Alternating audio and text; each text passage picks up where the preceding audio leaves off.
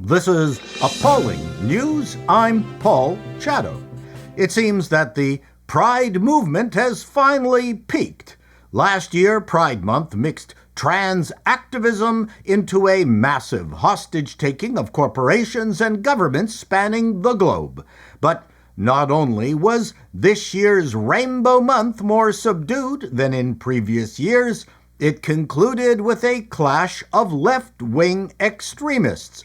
In Toronto and New York, Pride parades were held hostage by pro-terrorist protesters who were not happy that the anti-Israel position of the gay Pride celebrators was not anti-Israel enough. In Toronto, they blocked the parade and made their demands. Our first demand is an easy one. It's that Pride Toronto must declare itself an apartheid-free zone. Apparently, Pride Toronto must declare itself an apartheid-free zone. Right on cue, the members of the exhibitionist float, whose theme this year was more portable washrooms along the parade route for men suffering from enlarged prostates, walked by looking not very impressed and offered some comic relief for those watching this group of unfunny clowns.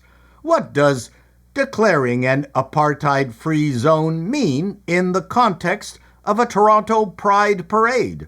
Jewish lesbians were banned from Toronto Pride more than a decade ago. Wasn't that apartheid? Yes, that made way more sense than this group of naked Catholic school teachers from Our Lady of Perpetual Erectile Dysfunction. What did this sexually ambiguous, fashion-insolvent, Ozempic candidate and disappointment to her parents mean? One of the features of the hard left is that you can never be hard left enough. Marchers carrying Queers for Palestine banners were not an adequate manifestation for her Jew hatred, it seemed. Of course, they might as well have carried signs proclaiming chickens for KFC, as Hamas is better known for teaching homosexuals how to fly from the tops of buildings than restaging the Broadway production of Rent at the local UNRWA kindergarten and weapons depot. In New York, it descended into a massive slapfest. In Toronto, Pride Parade organizers gave into these uber nutjobs and canceled the remainder of the parade. The audience missed out on seeing the Canadian Union of Public Employees tribute to Hamas terror mastermind Yahya Sinwar sculpted in congealed ejaculate. Probably a good thing. I was at the Toronto Pride marches right from its small beginnings. It was a fun, often raucous event that demanded that we let our freak flag fly. Sadly, it is way past its best before date. In the once great United Kingdom, The Guardian, the paper where journalism goes to die, reported that Norwich woman jailed for cocaine-fueled sex with dog.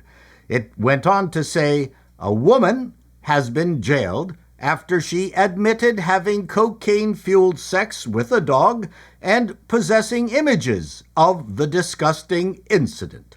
The Guardian supplied this picture of the dog, a Shih Tzu Pekingese mix that goes by the name of Jaja. We are trying to find the picture of the woman. If any Appalling News subscribers can help us, that would be appreciated. Here at Appalling News, we strive to keep you up to date with the latest cutting edge in education. And so, we present to you this peer-reviewed paper on Cripqueering Method in Post-Human Educational Research, Diffractive Reading, Writing with an Autistic Perception and Expression by Francois Yonker. The abstract clearly explains, With the aim of contributing towards post-human orientations and educational research, this article actively engages neuroqueerness as a means to trouble humanist assumptions regarding empirical data and representational language. As its overarching objective, this article seeks to explore some possibilities for the Cripqueering method as a way of doing inquiry differently. I do so by diffracting the disidentificatory queering of identity through the post-identitarian urge of neurodiversity. This article argues for an attunement to the relational errantry of neuroqueer becomings, with autistic perception and autistic voicing as means of provoking generative methodological perspectives that might challenge the compulsory able-bodied mindedness embedded in traditional representationalist human modes of education and research. As we always say at Appalling News, homeschool your kids. This is Appalling News, and that's the way it is.